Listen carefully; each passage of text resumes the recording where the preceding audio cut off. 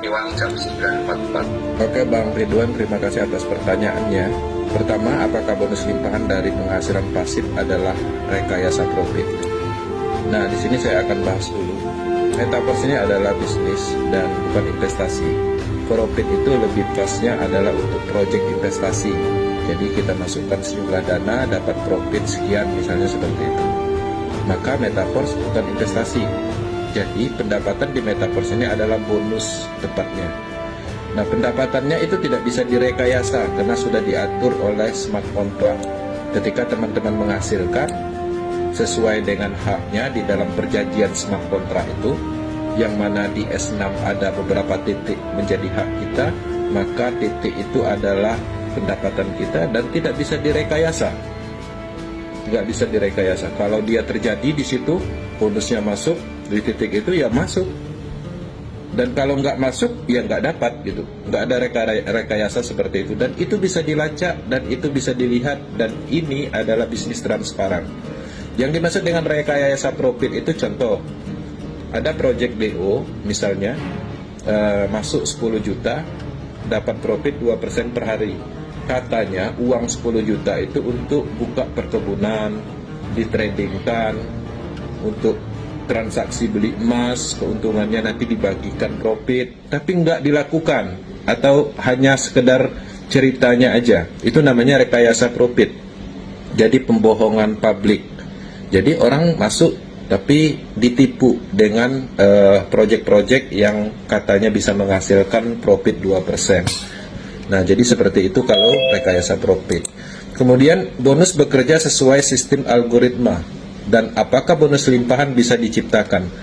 Jadi benar, Metaverse ini sudah diatur di dalam smart contract. Smart contract itu adalah perjanjian pintar yang tidak bisa diintervensi, tidak bisa disetting, dan ketika itu sudah diatur dan diluncurkan di dalam jaringan Polygon fix, siapapun tidak bisa memodifikasi, mengintervensi.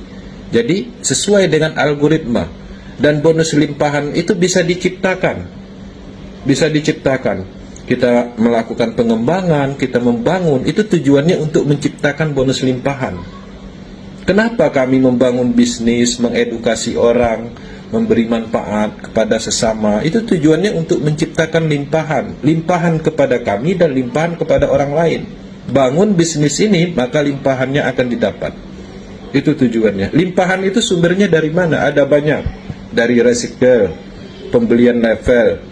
Karena setiap titik matrik itu sudah diatur. Ketika titik matrik ini diisi dalam hal dibeli programnya, program kosong ini dibeli atau dimiliki seseorang, bonusnya atau uang yang dikeluarkan itu akan didistribusikan kemana? Semuanya sudah diatur oleh program.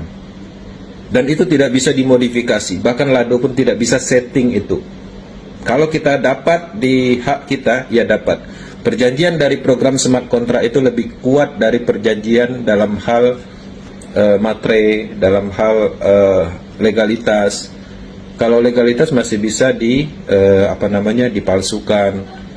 Kemudian bisa juga dimanipulasi dan macam-macam. Tapi kalau smart contract nggak bisa. Kekuatannya itu di atas kekuatan perjanjian pada umumnya. Yang namanya smart contract teknologi blockchain yang sudah diatur di awal, dijalankan oleh teknologi, ya seperti itu terus akan berjalan, tidak bisa dimodifikasi. Oke, Bang Aris, silakan ditambahkan. Ya, sudah jelas sih.